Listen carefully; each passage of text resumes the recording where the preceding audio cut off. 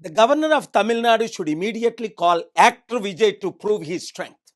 He simply needs to know what happened in 2014 in Maharashtra then, when Fernandez governor was called to prove when he had much more seats were shot.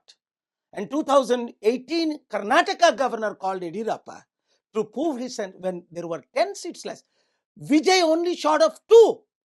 He already has 107, Congress 5, CPI, CPM 4, 9, and he needs only 118. He cannot make up his own rules and destroy Indian image globally. Therefore, I have called yesterday the Prime Minister and the Home Minister to instruct the governor to do what is legal, otherwise replace him. Remember when Prime Minister Narasimha Rao was the Prime Minister, he was short of 25 seats, but he ruled for 5 years. And then Vajpayee ji, a great gentleman, he had only almost 110 seats were shot. But the President of India called to prove his strength. What is going on in India? This must end. Vijay, stand strong.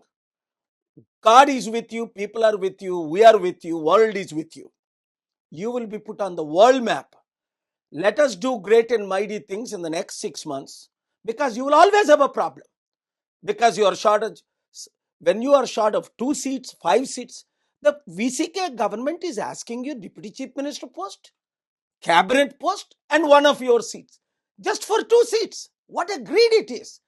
People of Tamil Nadu, people of India are going to teach lesson to this kind of corrupt leaders. We will campaign and prove our strength.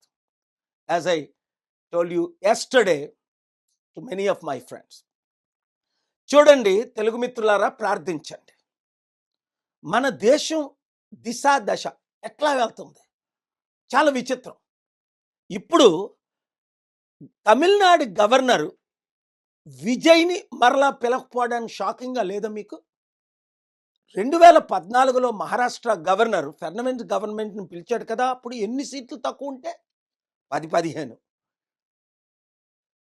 అలాగే 2018లో Yediyurappa governor 10 సీట్లు తక్కువ ఉంటే పిల్లదా? Vijay only 2 తక్కువ. అలాగే president of India Vajpayee గవర్నమెంట్లో దాదాపు 100 సీట్లు తక్కువ ఉన్నాయి, ఇంకెక్కువ. అయినప్పటికీ వాజ్పేయి గవర్నమెంట్కి ఆపర్చునిటీ ఇచ్చారు. ఆయన 2 వారాలు ప్రైమ్ మినిస్టర్గా ఉండి తర్వాత రాజీనామా చేశారు. ఇంకా ఇంపార్టెంట్, మన పివి నరసింహారావు గారు 25 ఎంపీ సీట్లు తక్కువ ఉన్నప్పటికీ 5 సంవత్సరాలు ప్రధానమంత్రిగా కొనసాగారు. మరి ఇక్కడ ఏం అన్యాయం ఇది? మన సౌత్ ఇండియాలో అంటే ఎవరో ఎక్కడో బటన్ నొక్కితే అలా ఫాలో అవడమేనా? ఇండియా ఇమేజ్ని కంప్లీట్గా డిస్ట్రాయ్ చేయడమేనా? అందుకే ప్రజలారా మీరే బుద్ధి చెప్పాలి. దాదాపు 32% తమిళనాడులో మన ఫాలోవర్స్ ఉన్నారు. క్రిస్టియన్స్ ఏంటి, తెలుగు ఏంటి, ఇంక యూత్ని కలుపుకుంటే దాదాపు 50-60%. 2 సీట్లు ఉన్న వీసీకే ఇప్పుడు విజయ్ని డిప్యూటీ సీఎం పోస్ట్ అడుగుతున్నాడు. 2 ఎమ్మెల్యేలు. ఎందుకంటే కాంగ్రెస్, సిపిఐ, సిపిఎం 9 ఆల్రెడీ మద్దతు ఇస్తున్నారు. ఈయనకి 107 ఉన్నాయి. మరలా 1 ఎమ్మెల్యే సీట్ కావాలట. ఏంటి డిమాండ్లు? అంటే ఎంత అవినీత! 234లో 2 సీట్లున్నోడు ఇన్ని డిమాండ్లు చేస్తున్నాడు. కనుక ప్రజలు ఏం చెయ్యాలి? ఏకకంఠంతో ఇప్పుడు వరకు ఓట్లు వేయని వాళ్ళందరూ మళ్ళీ ఓట్లు వేస్తారు. ఎందుకంటే విజయ్ని గవర్నమెంట్ ఫార్మ్ చేసినప్పటికీ స్మూత్గా నడపనివ్వరు. గుర్తుంది కదా, ఎన్ని మన చరిత్రలో మనం అన్నీ చూస్తున్నాం కదా. కనుక మ్యాండేట్ ఇచ్చినప్పుడు ప్రజలకు కూడా క్లియర్ మ్యాండేట్ ఇస్తే పీస్ఫుల్ గవర్నమెంట్. అదే నా మద్దతు విజయ్కి.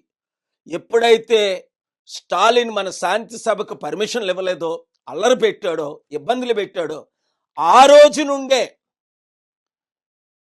నేను స్టాలిన్కి వ్యతిరేకంగా క్యాంపెయిన్ చేసింది. ఆయన మాజీ ముఖ్యమంత్రి అవుతాడని చెప్పింది మీరు మీడియాలో చూశారు.